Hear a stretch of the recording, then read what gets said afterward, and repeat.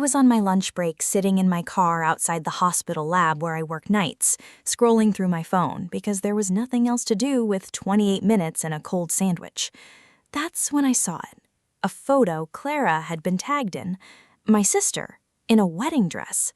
I sat up so fast I hit my head on the visor. I clicked through to her page and there it was. Dozens of pictures posted 6 days ago. 6 days. A backyard wedding in Columbus, string lights strung through the trees, maybe 50 guests packed into folding chairs. I recognized almost every face. Cousins I hadn't seen since a funeral, neighbors from the old house, my dad's poker buddies from the VFW still wearing the same windbreakers they'd had for a decade.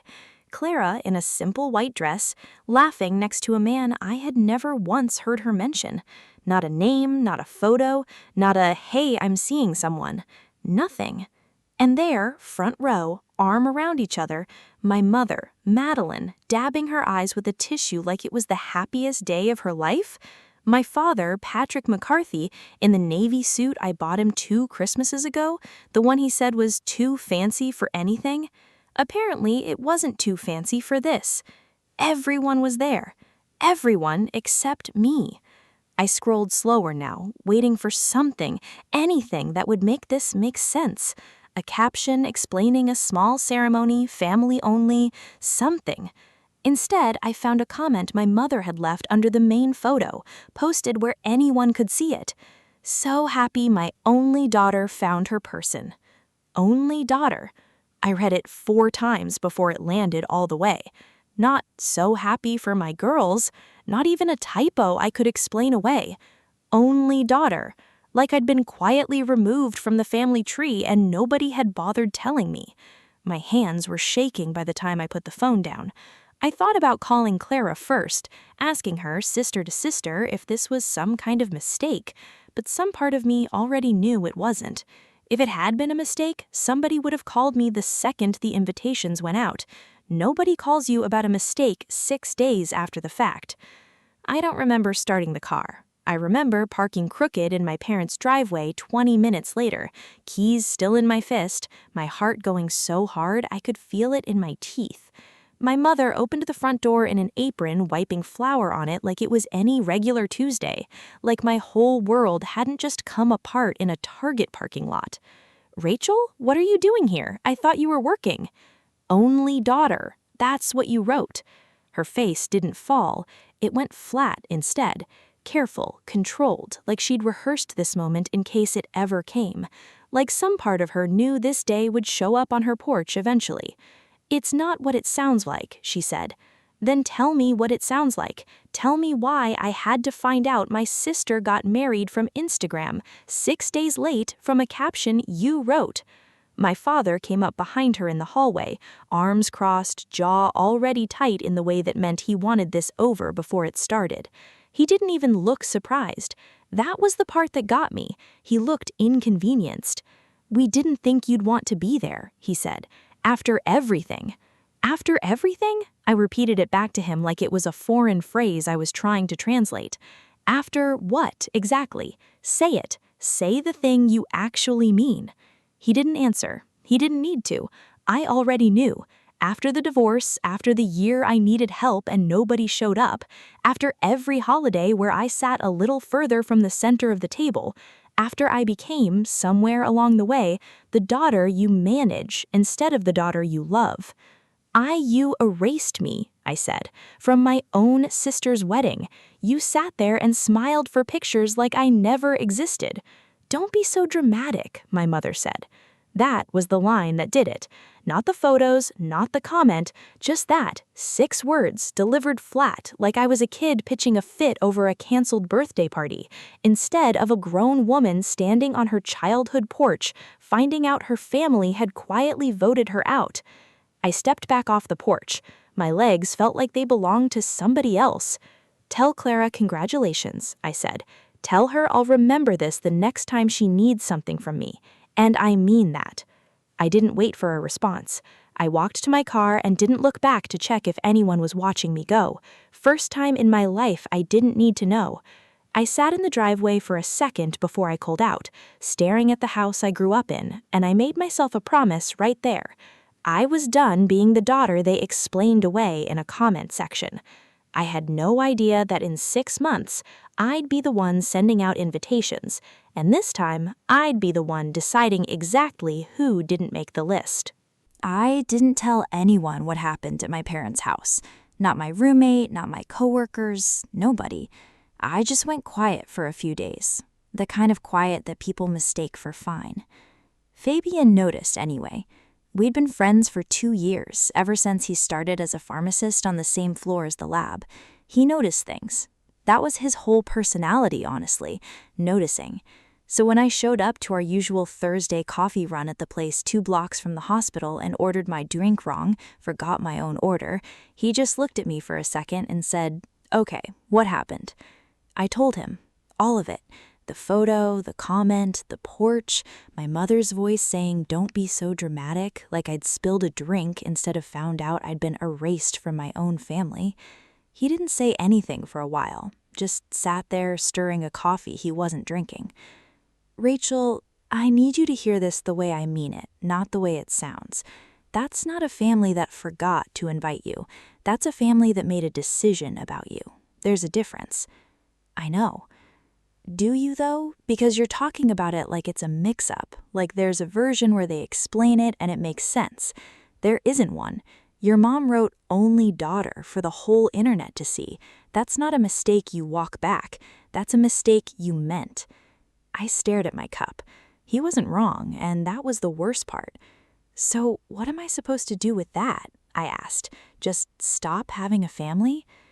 "I don't know, but I know you've been apologizing for existing around them since I've known you. Every story you tell me about them, you're the one explaining yourself, not them." He paused. "I've never once heard you tell me a story where they apologized to you." I didn't have anything to say to that because he was right, and we both knew it. We sat there a while longer, and eventually the conversation drifted somewhere easier. His sister's kid, a dumb thing that happened at the pharmacy, nothing that mattered. But when we got up to leave, he held the door for me the way he always did, and something about the way he looked at me before I walked through it made me pause. I didn't think much of it at the time. I had bigger things sitting on my chest. 3 weeks later, I still hadn't spoken to my parents. Clara texted me once, "Can we talk?" and I left it on read for 2 days before I finally answered with one line, "Ask Mom why she called me dramatic for wanting to know about your wedding." She never responded after that. I threw myself into work instead. Double shifts, extra hours, anything that kept my hands busy and my head quiet. Fabian started walking me to my car after late shifts, said it was because the parking garage was sketchy at night, which was true, but I think we both knew it wasn't the only reason. One night in March, standing by my car in that half-lit garage, cold enough that I could see my breath, he said something that changed the whole shape of things. "I've been trying to figure out how to say this for a while," he said, hands in his pockets, not quite looking at me. "I'm not trying to make things more complicated for you right now. I know you've got enough going on, but I've liked you for a long time, Rachel. Longer than I probably should have kept quiet about it." I stood there, keys in my hand, breath fogging in the cold, completely unprepared for it. Not because I didn't feel anything back. I did. I just hadn't let myself look at it directly, not with everything else on fire. "Fabian," he said, "you don't have to say anything," he quickly said. "I just needed you to know. Whatever happens with your family, whatever you decide to do about them, I'm not going anywhere. I wanted you to know that before you made any decisions thinking you were doing it alone." I didn't say I loved him back that night. It was too soon, too loud a thing to say in a cold parking garage 3 weeks after my own mother called me dramatic for existing. But I remember driving home that night feeling something I hadn't felt in weeks. Not happiness exactly, but the sense that somewhere, somebody was actually paying attention to me, choosing me, without being asked to. It would be almost a year before I said yes to him properly, but that was the night I started imagining a version of my life that didn't revolve around earning a seat at my parents' table. I didn't know yet that my mother would find out about him before I ever got the chance to tell her myself, and that when she did, her first words wouldn't be about him at all, they'd be about how it would look. Grandma Aya was the one who told my mother. Not on purpose, she wasn't like that. She was 81 years old and still couldn't figure out how to turn off speakerphone, so half our conversations got broadcast to whoever happened to be in her kitchen at the time. Turned out, my mother had stopped by to drop off groceries the exact afternoon I called to tell Grandma about Fabian. I found out the way I found out everything with that family now, secondhand and already messy by the time it reached me. My mother called that same night. I almost didn't pick up. I sat there watching her name flash on the screen, debating it, and then some old habit, some leftover reflex from 30 years of answering when she called, made my thumb move before my brain caught up. Rachel. Her voice was tight, controlled in that specific way she got when she was trying not to sound like she was accusing me of something. Your grandmother mentioned you're seeing someone? Fabian, is it? Yes. The pharmacist? Yes, Mom, he's a pharmacist. A pause, and I could practically hear her deciding how to phrase whatever was coming next, so it sounded like concern instead of what it actually was. I want to make sure you're being smart about this. You've had a rough few months. I don't want you jumping into something because you're upset with us. There it was. Not, I'm sorry we hurt you, not, tell me about him, just a quiet, polished accusation dressed up as motherly concern, that whatever I built without her permission couldn't possibly be real, it had to be reactive, a tantrum with a ring attached. I'm not jumping into anything, I said. We've been friends for 2 years. Well, another pause, longer this time, it's just, people will ask questions, Rachel. A pharmacist is fine, but you know how your father's side is. They'll want to know his family, his background, what his people are like. I actually laughed, short and humorless. His people? You mean, is he good enough? I didn't say that. You didn't have to. My hand tightened around the phone. You skipped my sister's wedding invite because you didn't think I'd fit in with the crowd, and now you're asking if my boyfriend's family is good enough to be seen with ours? Do you hear yourself? I'm trying to help you think this through. You didn't call to help me think anything through. You called because Grandma let it slip and you wanted to get ahead of it before it embarrassed you somehow. That's what this is. It's always what this is. She went quiet, and for a second I thought maybe something had actually landed. Then she said, in that same careful voice, I just don't want you to end up disappointed again. Again, like disappointment was something I did to myself, a personality trait, and not something she'd handed me piece by piece since I was a kid clapping quietly at my piano recitals while the whole family screamed for Damien at his baseball games. Except this wasn't Damien's family, this was Clara's. Different sibling, same architecture. I have to go, I said, and hung up before she could answer because I didn't trust what would come out of my mouth if she said one more careful, poisoned sentence dressed up as love. I told Fabian about the call 2 nights later, sitting on his couch with a blanket around my shoulders like it could actually protect me from anything. She called you a disappointment without saying the word, he said once I'd gotten through it. She's good at saying things without saying them. It's like she's fluent in 2 languages, the one everyone else hears and the one that's actually meant for me. Fabian was quiet for a second, and then he said something that stuck with me longer than I expected. You know what's strange? In 2 years of knowing you, I don't think I've ever heard you talk about your mom like she's proud of you, not once. Every story is some version of her managing you, or explaining you away, or worrying about how you look to other people, never just being glad she's hers. I opened my mouth to argue out of pure reflex, and then I stopped because I was searching my own memory for a single counterexample and coming up empty. 30 years and I couldn't find one. I don't think she's ever going to change, I said, quietly, more to myself than to him. Then maybe, he said, careful, like he was handing me something fragile, maybe the question isn't how to get her to change.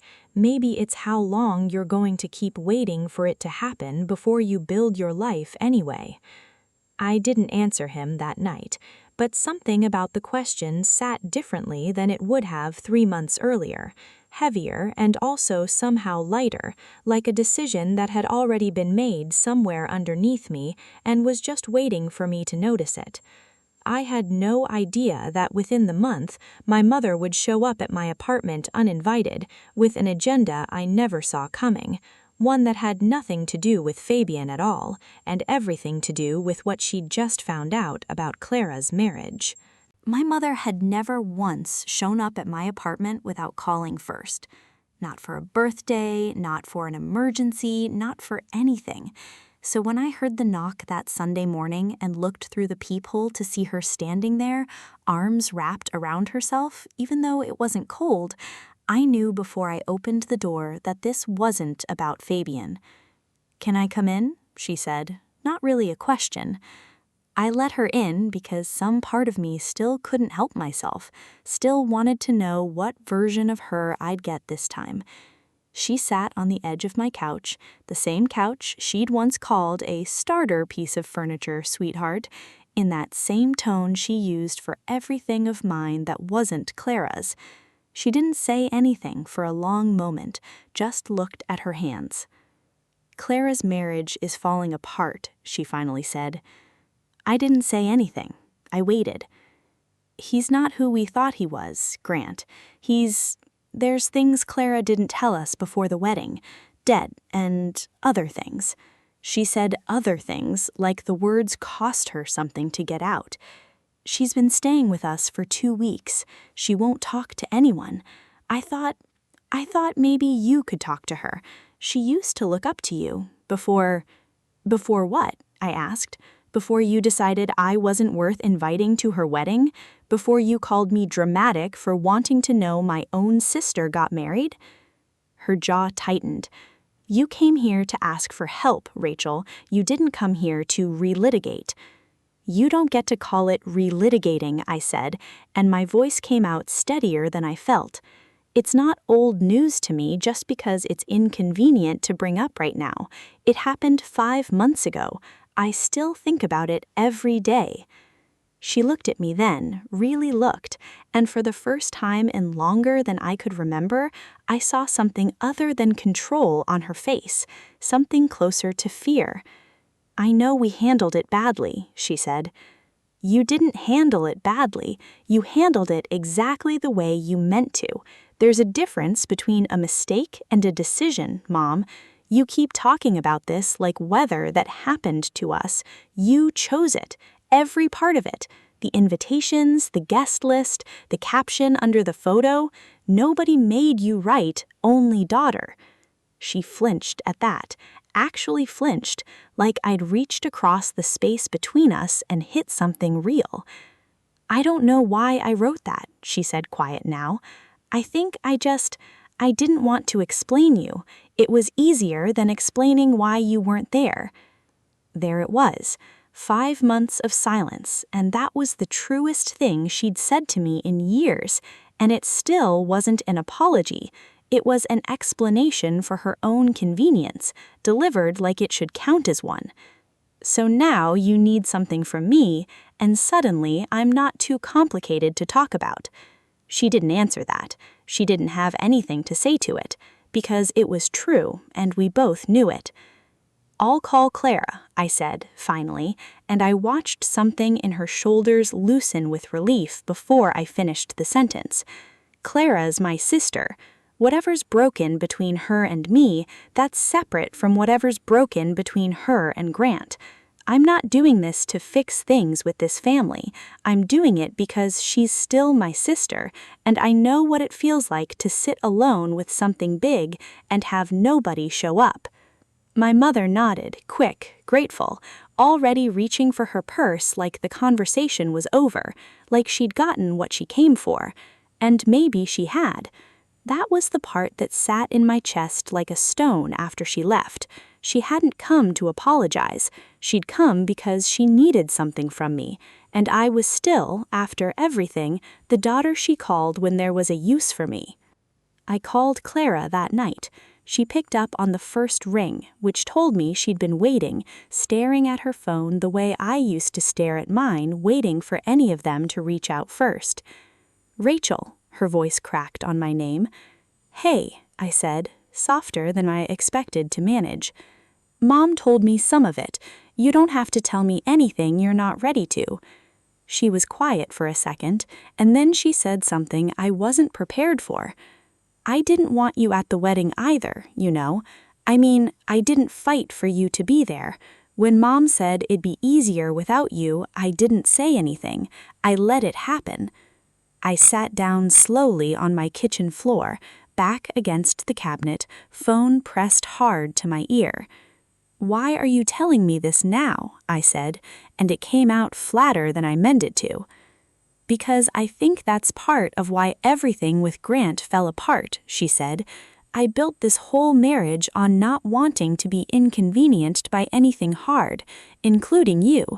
And now I'm sitting in Mom's guest room realizing I don't actually know how to ask for help because I never learned it. I just learned how to leave people out when they got complicated." I didn't say anything for a long time. The silence between us wasn't angry exactly, it was heavier than that. The kind of silence that comes after somebody finally tells you the truth you'd been waiting for years, except now that you have it, you're not sure what to do with it. I didn't know yet that Clara's confession that night would set something in motion I never asked for, a family reckoning that would land 3 weeks later at my own engagement dinner, in front of everyone. Fabian proposed in April, on the same parking garage floor where he'd first told me how he felt, down on one knee next to my car like it was the most natural place in the world for it to happen. I said yes before he even finished the sentence. We planned a small engagement dinner, nothing like the wedding I'd eventually have, just 20 people at a restaurant downtown. Grandma Aya, my aunt, a handful of friends, and, after a lot of thought, Clara. Not my parents, not yet. I wasn't ready, and some part of me wondered if I ever fully would be. But Clara had spent 2 months actually showing up, calling to check on me, not just when she needed something, asking real questions about Fabian, sitting with me on the phone some nights just to talk. She'd earned the invitation in a way nobody else in that family had bothered to. What I didn't know was that Clara had told our mother about the dinner. Not maliciously. She told me later she just hadn't thought it through, hadn't imagined our mother would actually show up uninvited to a private engagement dinner for a daughter she'd spent 5 months barely speaking to. But she did. Madeline walked in halfway through appetizers, Patrick trailing behind her looking like a man being pulled along by a leash he hadn't agreed to. The whole table went quiet. I felt my stomach drop somewhere around my knees. "Rachel," my mother said, standing at the edge of our table like she belonged there. "I know we weren't invited. I know that. But I couldn't sit at home knowing my daughter was celebrating something this big without me there." Every part of me wanted to stand up and walk her back out the door myself. But Fabian's hand found mine under the table, steady, grounding, and I made myself breathe before I said anything. "You're not invited because this is still new. Because 5 months ago you called me dramatic for wanting to know my own sister got married, and 3 weeks ago you showed up at my apartment because you needed something from me, not because you missed me. Trust isn't something you get back just because the moment's important enough. I'm your mother," she said, and her voice cracked in a way I genuinely never heard before. "I made mistakes. I know I made mistakes. But I'm standing here, Rachel. I'm trying. Standing here isn't trying. Trying would have been 5 months of showing up the way Clara has. Trying would have been an apology that didn't come with a favor attached. This, I gestured at her, at the doorway, at the whole scene she'd walked into uninvited. This is just wanting credit for finally noticing I exist. The restaurant had gone quiet around us, other tables pretending not to listen and failing. My father hadn't said a single word this entire time, just stood there with his hands in his pockets, looking anywhere but at me. "Dad," I said, "you don't have anything to say either?" He looked up, and for a second I thought maybe, finally, something honest was going to come out of him. Instead, he said, "We drove 40 minutes to be here, Rachel. The least you could do is not make a scene." And there it was, the exact same sentence dressed in slightly different words that I'd been hearing my whole life. Not "I'm sorry," not "I was wrong," just an accusation that I was the one causing the problem, standing in a restaurant defending a boundary I'd built out of 5 months of finally being honest with myself. "I'm not making a scene," I said, quietly. "I'm having a boundary, and you're mistaking it for one because nobody in this family has ever had to respect one before." Grandma Aya, who'd been sitting silent through all of it, finally spoke, her voice thin but steady. "Madeline, Patrick, sit down or leave. This is her night, and you don't get to turn it into another apology tour that isn't even an apology." My mother's face crumpled, and for one long second I almost felt sorry for her. Almost. But then I remembered the caption, "Only daughter."